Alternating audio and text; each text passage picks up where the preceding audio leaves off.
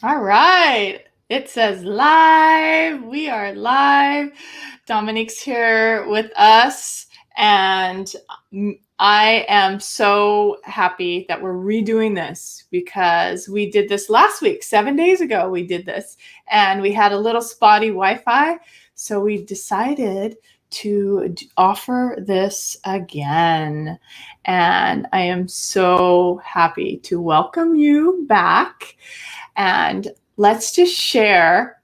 Well, first of all, my name is Ta Groen. If you haven't met me or haven't been following, I teach yoga and mindfulness and have a YouTube channel, a Facebook group. I teach privately. I do Thai massage.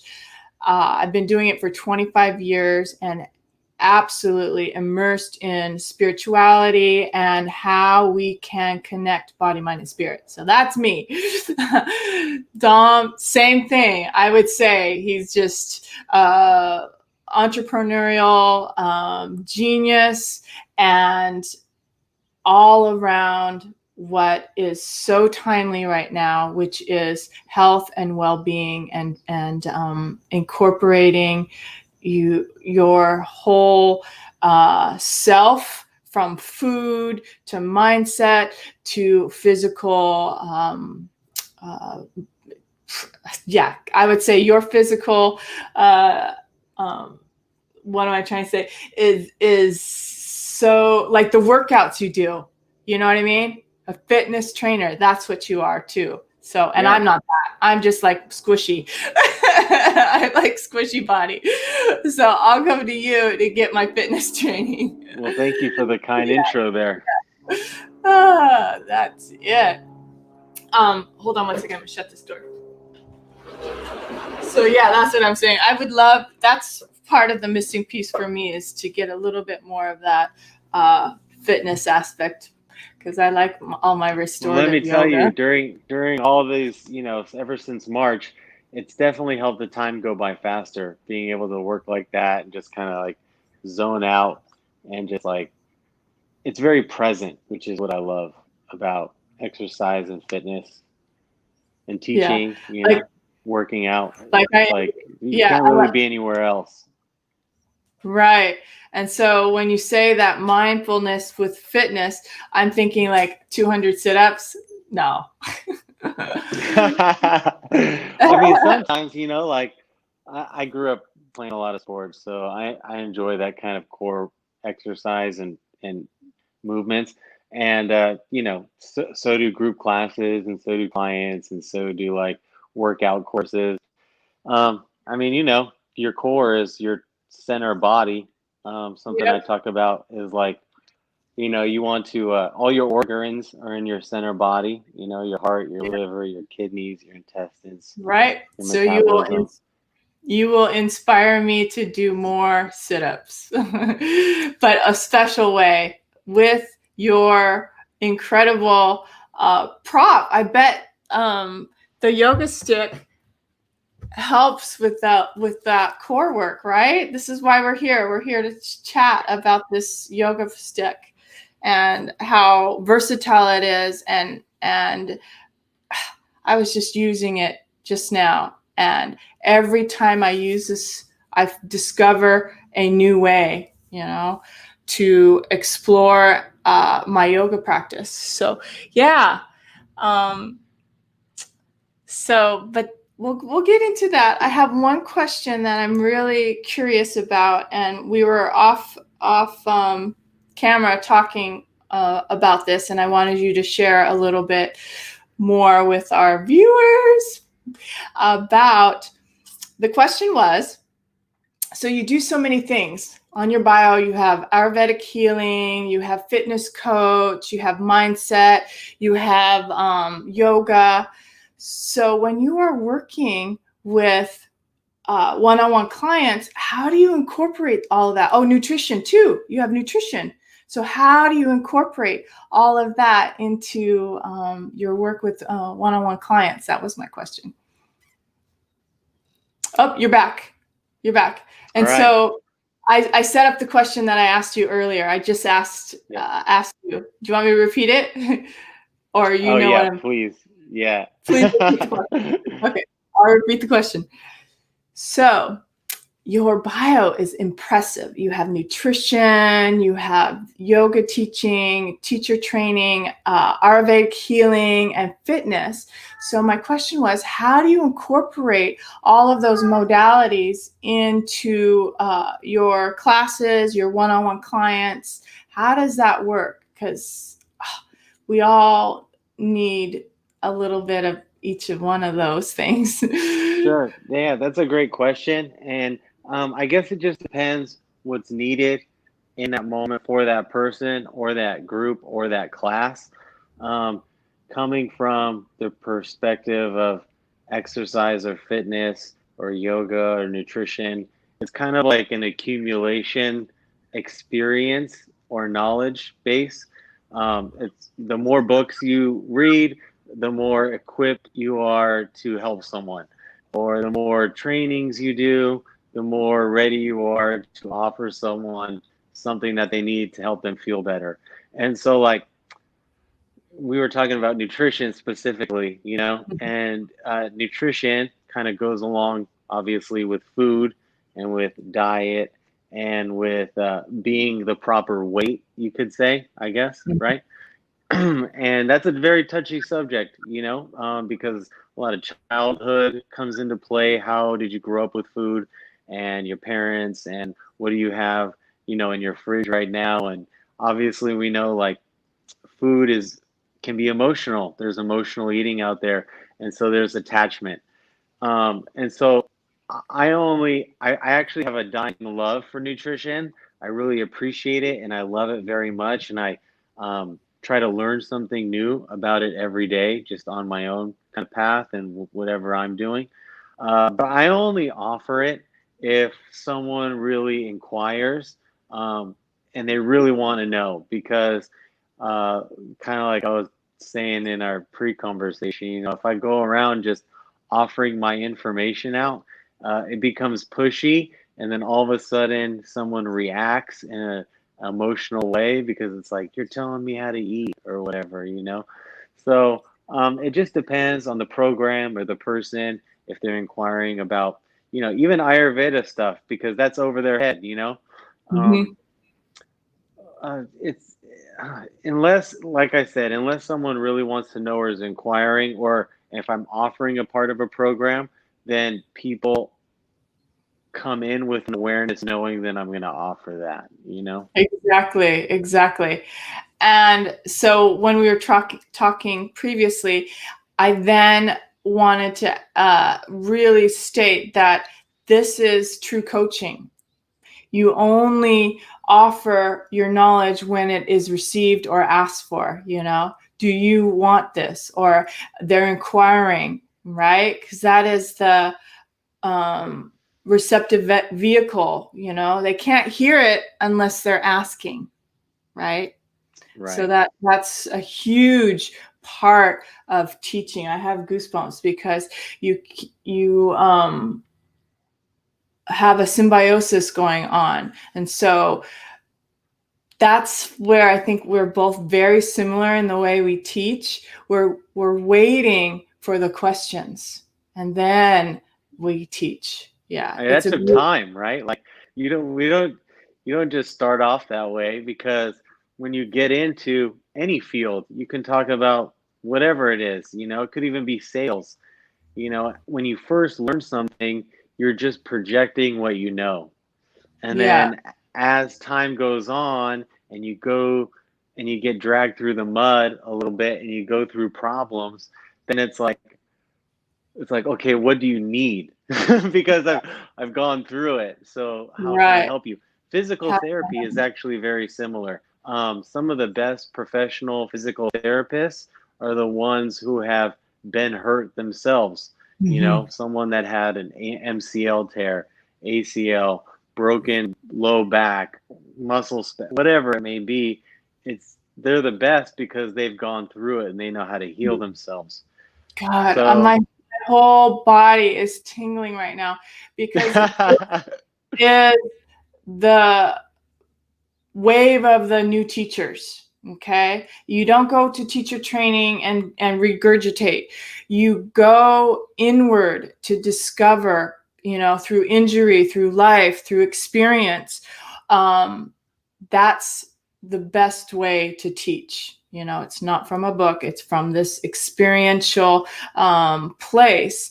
And to trust in that and to dive deep into that, not for selfish reasons, but for reasons to truly know thyself so that you can teach others, right? That's what you're saying. I just rephrased it in a very lofty Sure. way. Yeah, absolutely. And it takes time, like there's no quick fix to someone's body or mind, and there's no quick learning. Like if you really want to do it, then you're going to put the time and effort, and it's going to be passion work. I was actually talking about this yesterday with a friend, actually another fitness instructor, and she's a yoga teacher, and she used to be a pro sprinter, so she's like the real deal. And we were just talking about how, um, if your goals become financial or money, then you start being driven in a different way, and it becomes more of a grind, and it becomes like money oriented, which is a certain type of lifestyle and journey and a path, because we know that money is obviously real, and like we need it to care for ourselves, and we need it for comfort at home. But the day to day waking up and doing what you need to do, it's much more rewarding and easier if you're passionate about it. And on the same line of what we're talking about, it's like if you're not passionate about it, then eventually it dies off. However, just to be fair, I do know a couple of people, friends in my life, who are passionate about money. So it's not to say that that's a wrong thing, Right, it's right. I just, it's appreciate like that. what is your heart, Yeah, and your mind tell you what to do every day. right. But what I see, and if we're on the topic of money and we're having candid conversations, part of what I've been struggling with and coming out of is that belief about money, and some of what you were talking about is, the yogic path is like not monetary, right? And that if you're truly passionate, you're not doing it for money. But all those layers have to match up. So abundance in money, health, wellness, vitality.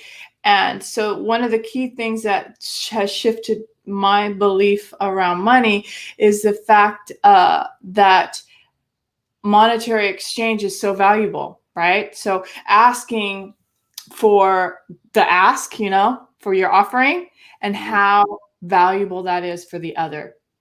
Does that make sense? Absolutely, yeah. Yeah. Knowing your Yeah. worth. Yeah. Oh, And well, that, but also knowing that their exchange elevates the teachings. They value the teachings, yeah, right? well, no doubt. Yeah, well, it's also a sign of commitment, you know? It's like, I've had, sometimes I do programs, or like, it could be a high ticket price, and then like a family member will be involved, or like a childhood best friend, and they end up getting in on the homie rate, which is totally like understandable, because there's only so many people in life like that, and it's like you want to give to people you love. But what ends up happening, and it's no one's fault, it's just an awareness, right? Like you have to be aware of things as they happen, and it's like people that don't pay what you're worth or what you're asking just don't take it as seriously, and then the energy exchange isn't right, Right. which is But okay, but it's the awareness of it, yeah. So holy camole, it's taken me so long to figure that out. Like, I would give my stuff away for free and then wonder why, nobody's showing, the commitment's not there, So it's helpful for you and I to understand that. And it's taken me a while to click into that belief. And once you do, then you're able to be confident, and ask what you are. Yeah. So there you go. It's just a learning curve. I think there's always a middle ground challenge with that, because what ends up happening is, I mean, if you're giving your stuff to random people for free, that's obviously not good. It just depends what it is, So like, I would say a struggle maybe I have with it is when I'm offering something at that discounted rate, or whatever it may be. It's like I'm close with that person, and so I want to engage with that person about it and feel their commitment, and then it's not there, and then that ends up making me like not feel great about it, when the best conversations and exchanges I have are people that are investing their time and energy into it and finances into it, the whole pie, Yeah. then it's like it's operating at a much higher level because everyone's committed to each other. So it's Yes. just an interesting tug of war that I feel like is kind of natural. And, Yeah. it's like you want to give, and karma is a real thing. And it's like sometimes people need it, but they're just maybe not ready for it either. Yeah. Yeah. And to have the wherewithal and the confidence to feel, intuit what is right for you, and that has grown over time for me. That is what I'm saying. And now at the age of 51, I am now feeling much more confident than when I was in my 20s, so it's just, I may be a slow learner, but that's the point. If you can really embrace that confidence with what you're offering, and know I mean, that it's it's still okay. work, Yeah. it's like, there's something else that you got to remember just to go along with the topic. It's like you're not going to retire or make all your living financial wages off of your friends and family. So like you got to get up and go make it happen. So, let those Yeah. just be little bonuses and struggles on the side, but you got to get out there and go grind it out. That's for Yes. sure. Yeah. And we're speaking to all of those entrepreneurial people in our field. 90% of what our revenue and offerings is marketing. This is why we are doing this. This is why we're doing this. Because if nobody knows, how do they know? Right? So this It's is more it. true now than ever because Yeah. now everyone's online. Whereas Yeah. before, people were knowing about just what I'm doing because in person was much more regular in all fields and aspects. Yeah. But So this is fun. This is more fun too, don't you think? Nice yeah, conversation. it's fun. You just Um, People get to yeah, watch the change is show. good. Yeah, Sure, absolutely. absolutely. Yeah, yeah. All right, so we are recapping kind of what we did. I'm trying to remember what we did. We asked a question. One of the questions was, what supportive, we were talking about how supportive this was and describing because we're movie topic now. We're going on to our offering and what you're doing right now, because it's a perfect segue. What are you doing right now, and what All are you right, offering? well that's well, I've been doing it for a while, that's for sure. But what you got in your hand there is a yoga stick. It's a calisthenic stretching stick. And just like any prop in a yoga class, like a block or a strap, or you probably see them in your gym, maybe not exactly like that, but just they're kind of, it's a leverage tool to help you balance, to help you shoulder Here, floss, um, open your shoulders, open your hips, um, a lot of ground leverage stuff. Uh, I mean, the possibilities are endless. Look at you go there. Yeah, I mean that's a staple pose, pretty simple, but it Yeah,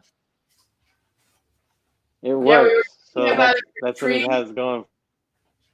for somebody who needs support in their tree posture, right? Yeah, absolutely. Yeah.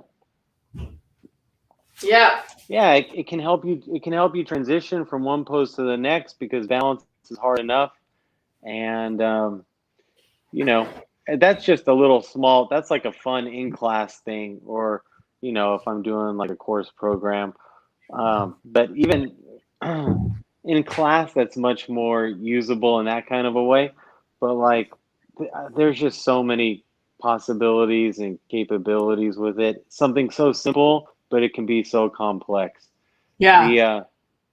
The slogan, I have a few slogans, but my favorite one is that Dhurva aids the beginner, teaches the intermediate, and challenges the experienced. So, you can be someone old who has trouble walking to help you stretch in a few different ways that's super beneficial for your shoulders, your hips, and your back. And then you can be someone highly experienced as yourself who can challenge yourself in ways that you've never felt and that are actually quite impossible to do without it, which is pretty rad. And yeah, so the practice is pretty much for anybody.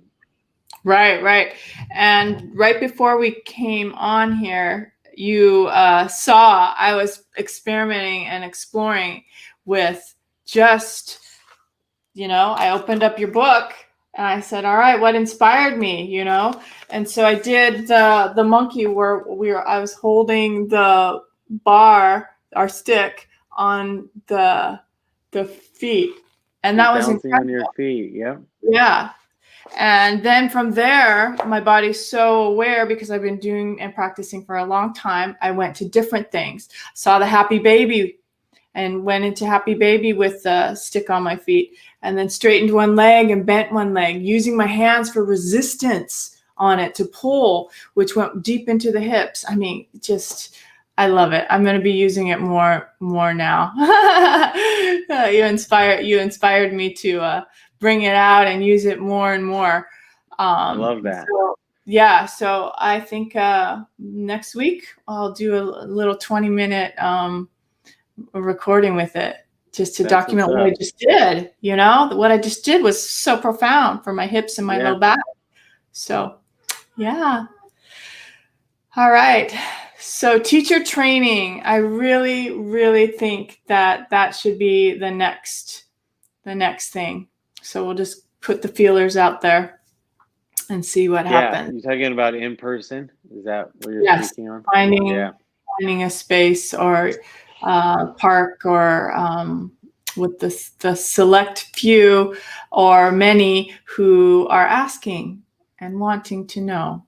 Yeah, that would be great. I'm all in for that. That's something I'm very good at. It's teaching Yeah. people how to teach for sure. Yes, you've done international trainings. You've done a dozen trainings on your own. That's incredible. Really Yeah, and good. just like anything, you get experience with it and you get better at it and you find what works and what doesn't. And sometimes we have natural talents when it comes to things, and I think that's just one of my natural talents. So that kind of comes easy to me. All right. Well, that makes me want to ask a question, or inspires me to ask a question about teach, because we're curious. Like, tell All right. me something. What are some of the best takeaways and from teaching teachers that way? Yeah. Like why? Obviously, Yeah. well, honestly, well, just about the teacher training or why should they train? I guess those are different topics. Um, Yeah. What came up for me was your own personal like takeaway. Like, why do why do you believe that it's your calling? You just said it was one of your superpowers. Oh, me personally, it just well, it's a calling, it's a passion, but then I'm also good at it. So it's like Why are you sometimes so you good want to. at it? I don't know. I'm not sure exactly what it is. Whether it's I'm a good leader in the room, whether it's I played sports growing up my whole life and pretty much was grew up in a gym all over. And so like the gym and stretching and yoga came a little on later to me, but it's all the same kind of neural network. And it's just all extremely familiar in the body and nutrition. And it's like I could just sit here and talk about it all day. And teacher training is wonderful because it kind of touches on all those subjects, and you learn about your body and nutrition and stretching and different times of the day. And you can get into Ayurveda, which is really neat and cool.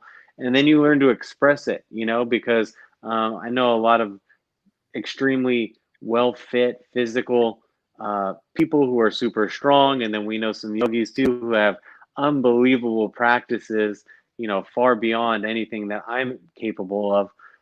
But unfortunately, sometimes those people aren't able to express what they're doing, or how they got there, or what it is that it means to them for some reason. And so like being able to do both of those, I feel like I'm pretty good at. And people uh, it's EQ. There's IQ, EQ, and SQ. So like the EQ, the emotional response that I get from others, really love what I offer, and they go off to do great things, being a teacher or a personal trainer or whatever. And so people like that and students in my classes, or online or in presence, end up becoming my fuel to the fire, or else I wouldn't be here. That's for sure. Yeah. So Excellent. Wow. That was really good. I think that's the perfect ending. Just that beautiful teacher love. That's what it is. You were just spewing how important and valuable that emotional connection and that passion is as you teach. Because that's why we do what we do. If you're not in it wholeheartedly and not feeling what you're feeling as you're teaching, and you're good at it, then you're not doing the right thing. we've talked about this before we've talked about this before offline too. It's like the universe gives you signs if you're on the right path with whatever you're doing, and it's like, are you swimming upstream or are you going with the stream? And so like that's kind of SQ. I wasn't planning on talking about that, I guess. What's But SQ? so spiritual intelligence, Oh. just kind of listening. It can be nature involved. It can be, tuning into the universe or vibration, or what am I, like what's going on inside of me? What am I thinking? What are others thinking? And so it's kind of tuning into that sixth sense. Wow.